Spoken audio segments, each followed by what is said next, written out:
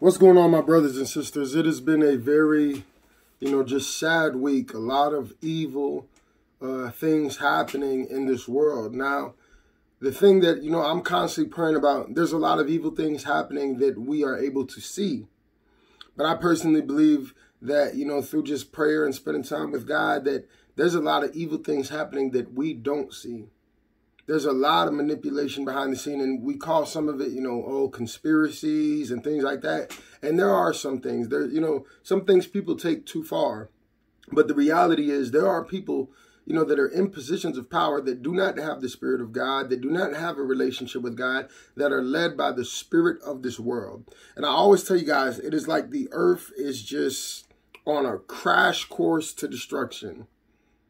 And I posted it on Facebook the other day, and some of my people on there from, my army days who don't believe in God, they're like, how do you figure and things like that. I'm like, look at everything that's going on in the world. And, they'll respond with, well, there's always been chaos in the world. But no, look at the way things are happening. All right. It's just like every week. All right. We've got shootings. We've got, the monkeypox and all this different stuff, these different viruses, these different things all over the place. Right. Not only that, though, there are things happening behind the scenes, right, where it seems like people are trying to play God. They're talking about food shortages, baby formula shortages, which it's pretty convenient because they're talking about this stuff with abortion. So, you're going to force us to have babies when there's a formula shortage. Like, this is the thing that you got to realize, that as a believer, we know that the Bible said this would happen. We're seeing the Bible play out right in front of us. So as a believer, the Bible says, when you see these things happening, look to the sky, for your redemption draweth nigh. I just got to be like, okay, God, you allow me to be here at this time, in this season. What do you want me to do? You told me in 2 Timothy that, in the last days, perilous times would come. Right? You gave the warning that, people were going to be acting crazy. Now, it's different to read it and then actually be living and seeing it. Like the Bible pages are literally just unfolding in front of our eyes. As a believer, I don't have to be afraid. I don't have to be stressed. I don't have to worry about, what's going on in the world. I can be aware, but God has not given me the spirit of fear, but of power, love, and a sound mind. All things are working together for my good. God is my provider. God is the source of my strength. God is the one who's going to protect me. And so I need to be seeking, God more than ever before in these crazy times that we're living in. God, what do you want me to do? You allow me to be here at this time, living in this crazy world, in this season. What do you want me to do? How do you want me to move? What do you want me to say?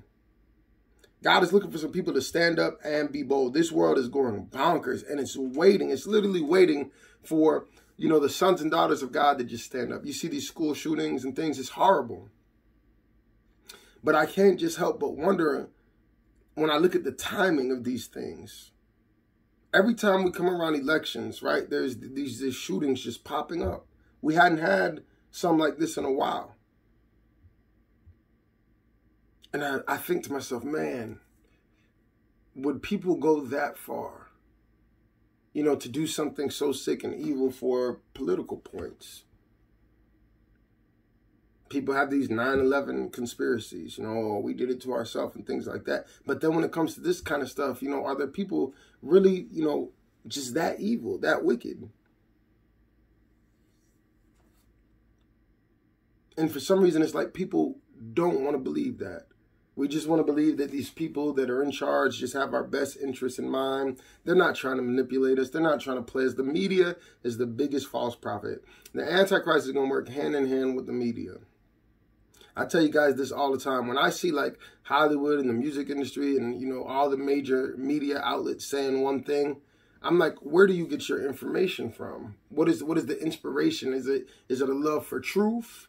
Like, when you put things out there, it's no different to me than, my Facebook. I put the story out there how I want it, how I feel it, how I see it. No different with the news. Somebody at the top owns that. Somebody at the top can be bought. Somebody at the top is in charge. So I just refuse. They're just, doing this out of the goodness of their heart. There are no agendas. There's nobody in their pocket.